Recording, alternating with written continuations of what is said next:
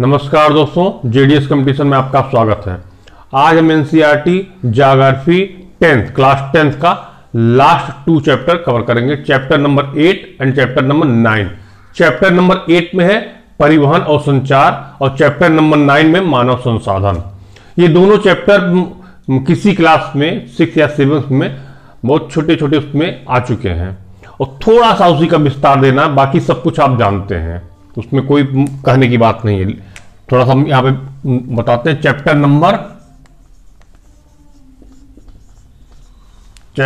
8 and 9 परिवहन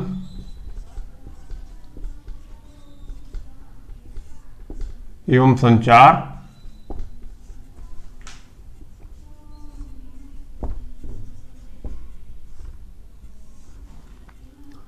और 9 में है मानव संसाधन।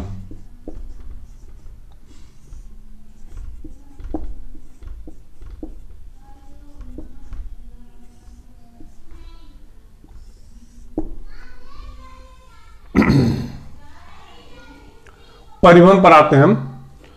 परिवहन जैसे आप जानते हैं कि व्यक्ति का एक स्थान से दूसरे स्थान पर जाना, ये किस साधन से जाना, वही परिवहन हो जाता, कहते हैं उसको। कोई वस्तु या सामान भी एक स्थान से दूसरे स्थान किससे, किसी साधन से, उसको भी हम परिवहन कहते हैं। और ये परिवहन 3 प्रकार के होते हैं। पहला परिवहन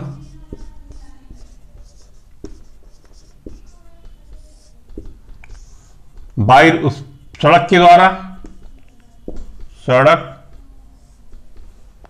वायु, जल। सड़क के द्वारा कोई चीज परिवहित की जाती है तो सड़क परिवहन, वायु के द्वारा वायु परिवहन, जल के द्वारा जल परिवहन।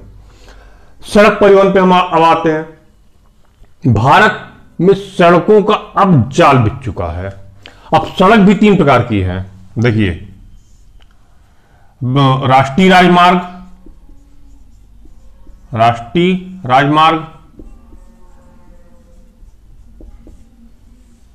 प्रादेशिक राजमार्ग,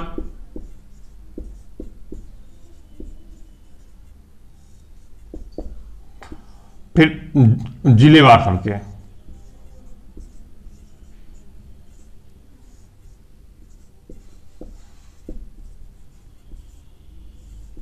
क्लासिफाइड हमने सब कर दिया।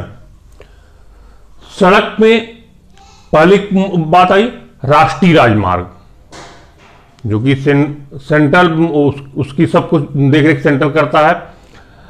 हर राज्य में राष्ट्रीय राजमार्ग है और उसको एनएच से डिनोट किया जाता है, एनएच से। और इसमें भी नंबर डाल दिए, एनएच 27, 28, 29, इस प्रकार से नंबर डाल दिया जाता है।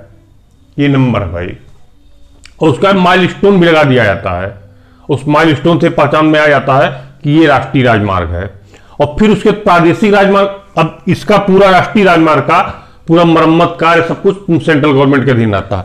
प्रादेशिक राजमार्ग में राज्य सरकार अपने राज्य में सड़कों का जाल बिछाती है। फिर जिलेवार सड़कें, जिले से संबंधित जो जनप्रतिनिधि हैं वो बताते हैं शासन प्रशासन को, यहाँ पर सड़कें नहीं, यहाँ पर सड़कें जो कि मुख्यालय से जोड़ी जानी चाहिए, आवश्यक है, तो प्रदेश सरकार उसको फंडिंग करती है। उसके बाद में वो जिलेवार सड़कें बन जाया करती हैं। ये आपका सड़क परिवहन के 3 पार्ट हो गए। भारत में आप देखते हैं महाराष्ट्र और यूपी में तो सड़कों का बहुत बड़ा जाल बिछा हुआ है। भले यूपी की सड़कें थोड़ा दोयम दर्जे की हैं, लेकिन सड़कें नाम की बना दी गई हैं। महाराष्ट्र में काफी अच्छा प्रगति है सड़कों के मामले में। अब आ जाइए वायु परिवहन। अब इस सड़क राजमार्ग के द्वारा हम बहुत सा कार्य करते हैं। जहां पर रेल अवेलेबल नहीं है वहां पर हम सड़क के द्वारा ही परिवहन करते हैं। और इसमें कुछ खास नहीं। वायु परिवहन में आ जाते हैं। वायु परिवहन मेनली पैसेंजर्स की ढुलाई करता है। कार्गो में अभी उतना ज़्यादा ढुलाई नहीं हो पाता है। और डोमेस्टिक फ्लाइट भी होती हैं, इंटरनेशनल फ्लाइट भी होती हैं। डोमेस्टिक फ्लाइट में तमाम एयरलाइंस है, और इंटरनेशनल फ्लाइट में भी कुछ है, जैसे इंडियन एयरलाइंस इंटरनेशनल फ्लाइट होती है, तो और एयर इंडिया डोमेस्टिक फ्लाइट में है। तो ये सब पैसेंजर्स का एक देश से दूसरे देश से लाना ले जाना, ये सब काम किया करती है। डोमेस्टिक फ्लाइट में भी एक शहर से दूसरे शहर की ओर जाना, ये सब होता है। अब इस यहां पे सड़क परिवहन के अलावा एक और परिवहन है, बाय रेल। हम भूल गए थे बताना आपको, रेल जल बाद में बता देंगे। ये आपका वायु परिवहन में आ गया। आप रेल परिवहन पहले चले आइए, जल परिवहन का बाद में करते हैं। रेल परिवहन में भी आप देखते हैं कि हमारे यहां रेल अब हर लगभग नॉर्थ ईस्ट को कुछ जगहों को छोड़ दिया जाए, और या जम्मू कश्मीर के एकदम अपर लेवल को छोड़ दिया जाए, तो हर जगह भारत में रेल पहुंचाई जा चुकी है। और रेल एक बहुत अच्छा साधन है पैसेंजर्स की ढुलाई का भी और माल ढुलाई का भी। हां, सड़क परिवहन में जितना टाइम लगता उसका आधा समय इसमें लगता है, यानी आधे समय की आपकी बचत हो जाती है, और ज्यादा पैसेंजर या ज्यादा माल को भी लेके जाती है भाई। ये अच्छा है रेल परिवहन के बारे में। और अब तो हमारे यहाँ डेवलपमेंट इतना धीरे हो रहा है कि अब हम लोग बुलेट ट्रेन की बात करने लगे हैं। जैसे हमने बताया था पिछले वीडियो में कि Mumbai to Ahmedabad bullet train की बात हम लोग करने लगे हैं। भले कुछ लोग क्रिटिसिज्म करते रहे कि नहीं भाई, अभी तो हमारे क्या पैसेंजर ट्रेन पे ही चलने के लिए बाध्य है, तो उनके लिए भी चल रही है, सबके लिए भी चल रही है। हर वर्ग को कवर करना जरूरी होता है, तो इसलिए सरकार ने बुलेट ट्रेन को भी चलाने की बात सोची। धीरे धीरे हम लोग और ऊपर बढ़ेंगे। ये आपका अब जल परिवहन में आप आ जाते हैं। जल परिवहन में भी 4 राष्ट्रीय जलमार्ग हैं, जो कि उसमें मेंशन नहीं है, लेकिन 4 राष्ट्रीय, एक उसमें हल्दिया जलमार्ग भी है, हल्दिया और पश्चिम बंगाल वाला जलमार्ग भी है, उसमें मेंशन नहीं, क्या बता नहीं पा रहे हैं हम, लेकिन 4 है राष्ट्रीय जलमार्ग। वो अंदर भारत की सीमा के अंदर वो एक जगह से दूसरी जगह परिवहन कार्य करते हैं। पहले प्राचीन काल में आपने देखा होगा, जब सड़कें, रेल तो था ही नहीं, सड़कें भी नहीं थी, तो यही जो जल मार्ग है, यही परिवहन का साधन हुआ करता था, बाई शिप, नाव के द्वारा। अब आपने ये भी देखा होगा, जितने भी भारत के प्रमुख बड़े शहर है प्राचीन, सब नदियों के किनारे बसे हैं। क्यों? यही कारण था कि परिवहन के साधन थे और वहां पर लोग उतरते थे। एक प्रकार से जैसे स्टेशन नहीं होता है, जैसे Delhi junction, Chennai junction, Ahmedabad junction, Kolkata junction, तो बड़े बड़े हो गए, तो वहां पर लोग उतरते थे, फिर वहां से जाते थे। तो ये बड़े शहर का धीरे धीरे रूप ले लिया। ये आपका जल परिवहन भी हो गया। संचार में आप चले आते हैं। संचार के क्षेत्र में हम लोग बहुत आगे जा चुके हैं। अब आज की तारीख में मैं बता दूं कि 5G टेक्नोलॉजी की बात चल रही है, जो कि जियो के द्वारा शायद संभव होने जा रहा है। अभी तक हम लोग 4G पे चल रहे थे, 5G की तरफ हम लोग शिफ्ट कर रहे हैं। उससे फायदा क्या होगा? हमारी जो इंटरनेट स्पीड है वो बढ़ जाएगी। अभी तो हम अपना मोबाइल लेके जाते हैं अपलोडिंग करने के लिए बाहर, नेटवर्क ही नहीं पकड़ता, तो सबसे बड़ी दिक्कत ही हो जाती है। और स्पीड को जो टावर लगे हुए हैं, उस स्पीड को ये कंपनियां एक सीमा के ऊपर बढ़ा भी नहीं सकती। हम लोग गाली देते हैं, आप लोग भी कुछ उल्टा पुल्टा कहते हैं कि नेटवर्क स्पीड नहीं आ रहा है, लेकिन अगर वो स्पीड बढ़ा देंगे तो आप महसूस कीजिए कि क्या आपका नुकसान होगा। ब्रेन कैंसर होने का खतरा है। राजस्थान में एक सर्वे हुआ था, जहां पे टावर लगा हुआ था, उस शहर में लगभग 8 से 10 पेशेंट ब्रेन कैंसर के शिकार हुए। स्पीड हाई थी वहां की।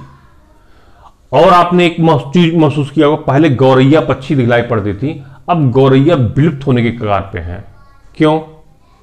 उस जो स्पीड है उसकी रेस है वो टावर की, उस रेस को गौरैया सहन ही नहीं कर पा रही हैं। यानी छोटे छोटे जो पक्षी हैं उस रेज की वजह से मर जा रहे हैं। इस वजह से वो एक सरकार ने डिक्लेयर कर दिया कि नहीं, इससे ज्यादा स्पीड आप नहीं कर सकते, इससे ज्यादा आप रेज को बढ़ा नहीं सकते हैं। हम लोग को जो दुविधा होती, बाई केबल आप ले लीजिए, लेकिन वायरलेस के द्वारा आप मत लीजिए भाई उसको। बाई केबल ले लीजिए, स्पीड चार्जिंग में कोई दिक्कत नहीं उसमें, लेकिन वायरलेस के द्वारा जब आप लेते हैं वो स्पीड, तो वो आपके पूरे वायुमंडल में चला जाता है ना, उसकी वजह से तमाम हमारे पर्यावरणीय जो भी लाभकारी पक्षी हैं और पौधे हैं सब नुकसान की स्थिति में आ जा रहे हैं। ये मेन रीजन है और कोई रीजन नहीं है। चलिए आगे बढ़ते हैं। अब ये तो आपका होगा परिवहन एवं संचार। मानव परिवहन संचार में और भी तमाम चीजें, ये तो मैंने इलेक्ट्रॉनिक्स का खाली बात करता है। डाक के द्वारा भी संचार की व्यवस्था होती है, यानी पुराने जमाने पत्र, अब तो डाक है नहीं। बाई कंप्यूटर के द्वारा भी, ईमेल के द्वारा अब सारे काम होने लगे हैं, लेकिन डॉक्यूमेंटल एविडेंस के लिए डाक का हम लोग इस्तेमाल कर रहे हैं अभी भी। तो ये तीन मेनली हो गए संचार के बारे में। आगे हम चलते हैं मानव संसाधन, अगले चैप्टर की तरफ। मानव संसाधन में हमने बताया, इसके पहले भी हमने डिस्कस किया था, भारत की जिस प्रकार से विविधता डाइवर्सिटी है, वो डाइवर्सिटी हर सेक्टर में है।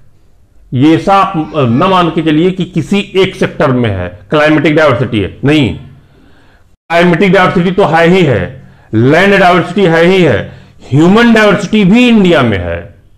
और ये ह्यूमन डाइवर्सिटी अलग अलग जगहों पे जिस प्रकार से वो रह रही हैं, वहां के क्लाइमेट को एडाप्ट करते हुए आगे बढ़ रही हैं।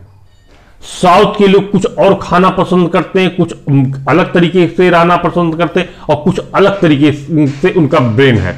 जैसे प्राय आपने देखा होगा, साउथ के जो लोग हैं वो ज्यादातर टेक्निकल फील्ड में जाना पसंद करते हैं। महसूस किया होगा आपने, सिलिकॉन वैली भी है वहां पर, तो टेक्निकल फील्ड में वो ज्यादा जाते हैं। अगर आप रेशियो ले तो नॉर्दर्न इंडिया के लोग जो हैं वो गवर्नमेंट सेक्टर में जाना ज्यादा जाना पसंद करते हैं। और वेस्टर्न साइड में जब आप जाते हैं, गुजरात, महाराष्ट्र, राजस्थान की थोड़ी तरफ में, तो वहां पर बिजनेस की तरफ ज्यादा जाना पसंद करते हैं। हर जगह का अलग अलग सिस्टम है, हर अलग क्लाइमेट है तो अलग लोग हैं। तो ये हमारे यहाँ की जो डाइवर्सिटी है ये बहुत ही अच्छी है, बहुत बेहतरीन है कि हमें अलग अलग टाइप के लोग, हरियाणा के लोग आप देखें एकदम बॉडी बिल्डर पहलवान वहीं के हुआ करते हैं भाई। बिजनेस व्यवसाय देखते हैं आप, गुजराती के बहुत ज्यादा हुआ करते हैं। ये सब हमारा मानव संसाधन एक ही टाइप के लोग नहीं पाए जा रहे। ये बड़ी अच्छी बात है इंडिया की डाइवर्सिटी की। जो डाइवर्सिटी हमारे यहाँ प्रकृति प्रदत्त है वो हर क्षेत्र में है। ये आपका मानव संसाधन हुआ, और यही मानव संसाधन हमारे यहाँ इकोनॉमी की बैकबोन है। जैसे परिवहन संचार भी इकोनॉमी की बैकबोन है, वही मानव संसाधन भी इकोनॉमी की बैकबोन है। इसके दम पर हम बहुत कुछ कर सकते हैं। अगर हमारे यहाँ जो बड़ी आबादी है 1,35,00,00,000 की, यदि वो हमारे लिए अभिशाप है तो कहीं कहीं वो हमारे लिए आशीर्वाद भी है। ये आप मान के चलिए, इसको आप हर सिक्के के दो पहलू होते हैं। कौन सा पहलू आप देखना पसंद करेंगे, ये इस बात पर निर्भर करता है कि आप हैं कैसे, पॉजिटिव है या निगेटिव है। तो ये आज आपका chapter number 8 and chapter number 9 दोनों आज का फिनिश हुआ, और इसी के साथ 10th ज्योग्राफी फिनिश होती है।